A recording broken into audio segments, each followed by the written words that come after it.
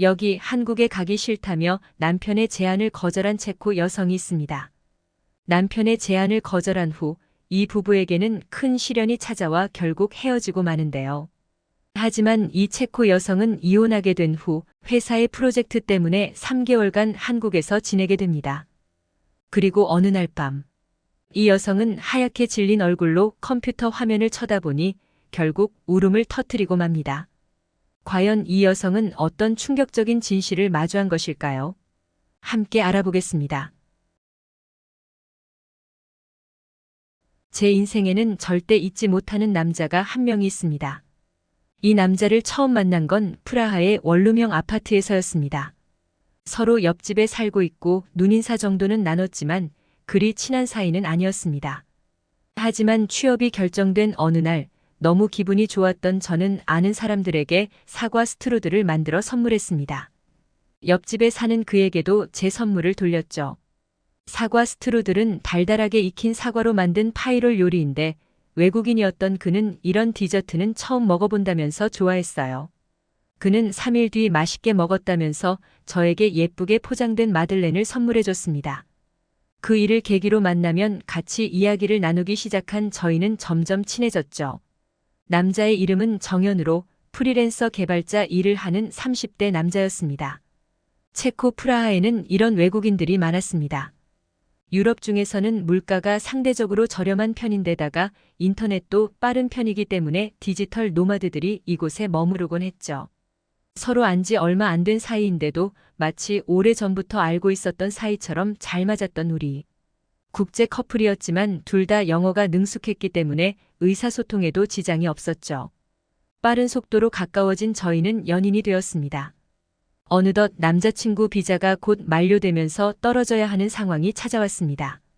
체코에서는 개발자나 온라인 마케터 등을 위한 디지털 유목민 비자를 발급해주고 있었는데 최장 체류 기간이 1년이었습니다. 비자를 연장하려고 했지만 일이 뜻대로 안 풀리는 바람에 일단 한국으로 먼저 간 다음 또 다시 비자를 신청해야 했습니다. 그러면 최소 몇 달은 떨어져 있어야 했습니다. 사귄 지 반년 정도로 한창 뜨겁게 불타오르고 있던 저희 커플은 떨어지는 것이 너무 고통스러웠고 결국 젊은 혈기에 프라하에서 혼인신고를 해버렸지요. 양가 부모님 두 분 다 무척 놀랐지만 다행히 저희 뜻을 존중해 주셨어요. 저희는 양가를 초청하여 프라하에서 조촐하게 결혼식을 올렸습니다. 그렇게 저희는 달콤한 신혼생활을 보내게 됐지요. 한국 남자와 결혼했지만 정작 결혼 생활 동안 대한민국에 가본 적은 단 한 번도 없었습니다. 그럴 만도 한 게 시부모님은 은퇴 후 한국 집에 세를 내어주고 다른 나라의 도시들에 몇 달씩 체류하면서 옮겨 다니고 있었습니다.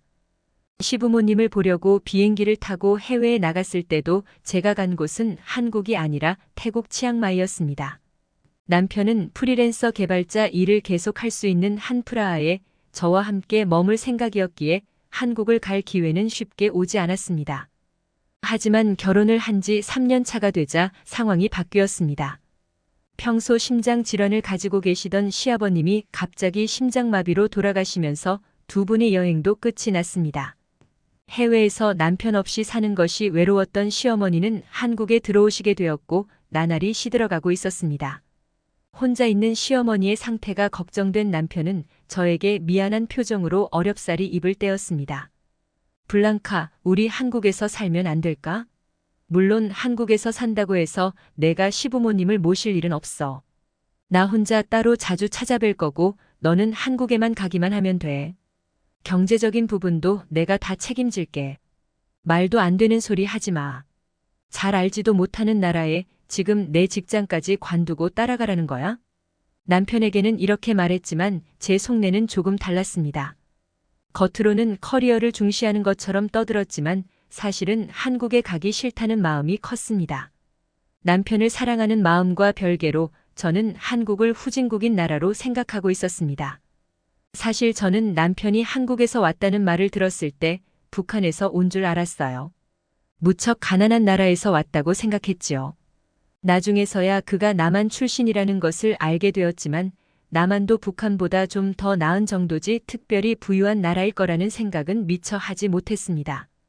분명 체코보다 시설의 수준이나 기술의 수준은 현저히 떨어질 거라고 여겼죠. 결국 남편은 저의 완강한 반대에 한국행을 포기했습니다. 하지만 그로부터 몇 달 뒤 한국에 살고 계시던 시어머님마저 세상을 떠나고 말았습니다. 무척 금슬이 좋았던 두 분이었기에 시어머님은 남편이 없는 세상을 버티기 힘들어했고 저희에게는 숨겼지만 우울증까지 있었다고 합니다. 괴로움을 잊기 위해 과음하던 어머님께서는 순간적인 충동으로 세상을 떠나기 위해 수면제를 과다 복용했습니다. 폭음을 한 상태에서 수면제를 과다 복용하면 굉장히 위험했기에 호흡 곤란이 온 어머님은 119에 전화를 걸었지만 도착한 후엔 이미 어머님은 시아버님의 곁으로 떠난 뒤였습니다.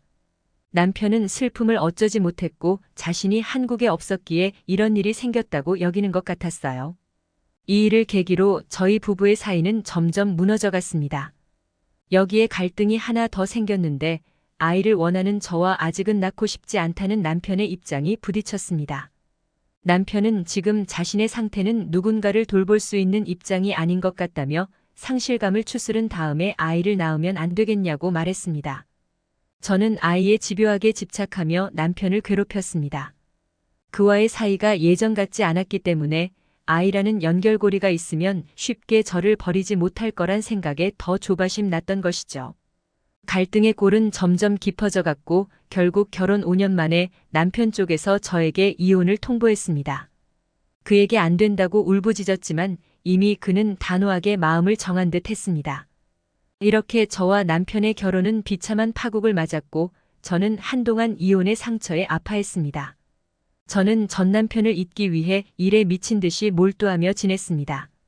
덕분에 회사에서는 인정받는 사람이 되었지만 여전히 마음 한구석은 헛헛했습니다.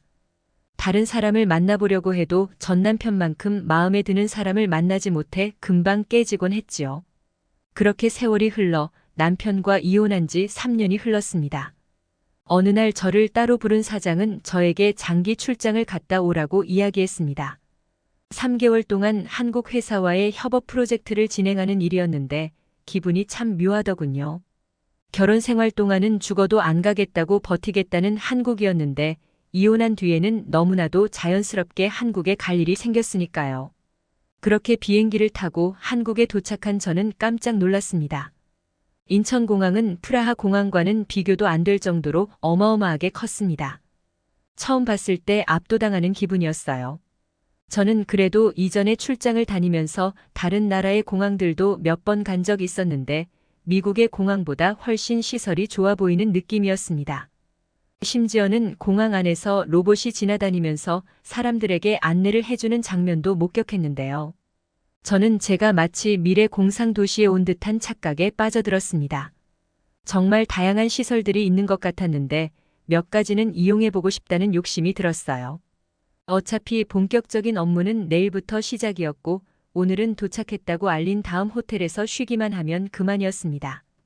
저는 한국에 도착했다는 것을 알리고 인터넷을 통해 인천공항 시설 중 이용할 만한 게 없는지 찾으러 다녔습니다. 저는 인천공항의 전망대를 구경해 보기로 했습니다. 먼저 이 터미널의 홍보 전망대에 갔었는데 박물관 형식으로 되어 있어 소소한 볼거리가 있었으며 VR 체험도 할 수 있었습니다. 직접 수화물이 되어서 수화물 처리 시설의 컨베이어를 타보는 가상 체험이었는데요. 가상 체험이라고 해봤자 뭐 얼마나 실감 나겠나 싶었는데 생각보다 훨씬 생생했으며 심지어는 의자가 흔들리는 것까지 지원되어 약간 무섭다는 생각까지 들 정도였습니다. 그 뒤에는 오성산 전망대로 갔는데 활주로에서 비행기가 이착륙하는 모습을 보니 제 마음속이 뻥 뚫리는 기분이었습니다. 전망대에서의 즐거운 경험 때문에 저는 좋은 기분과 함께 한국 호텔에 도착할 수 있었습니다. 호텔에 도착해 밖을 내다보며 도시의 풍경을 지그시 바라본 저는 제 생각보다 훨씬 발달한 한국의 모습에 감탄했습니다. 웬만한 유럽의 대도시 못지않는 세련되고 거대한 도시인 것을 바로 알아볼 수 있었죠. 그 뒤 한국에서 저는 수도 없이 놀라운 경험을 했습니다. 한국 버스 정류장에서는 바깥 온도가 낮으면 자동으로 따뜻해지는 스마트 의자를 경험하는 신세계를 경험했고 한국 지하철을 탈 때는 어지러울 정도로 복잡한 노선과 빠른 속도의 와이파이가 저를 당황하게 했습니다. 버스의 현 위치와 남은 시간을 알려주는 버스 정보 안내 시스템도 이때 처음 경험해 봤습니다. 그 외에도 빠른 서비스와 무료 반찬, 좋은 치안까지 장점이 넘쳐나는 도시였습니다. 뉴욕에 갔을 때 생각보다 시설이 낙후되어 있는 곳이 많아 실망스러웠는데 서울은 제가 꿈꾸던 선진국 대도시의 모습을 그대로 보여주고 있었습니다. 신세계를 경험할 때마다 저는 신기한 경험에 즐겁기도 했지만 한편으로는 마음이 무거워지는 걸 느꼈습니다. 만약 제가 남편을 따라 한국에 왔으면 어땠을까요?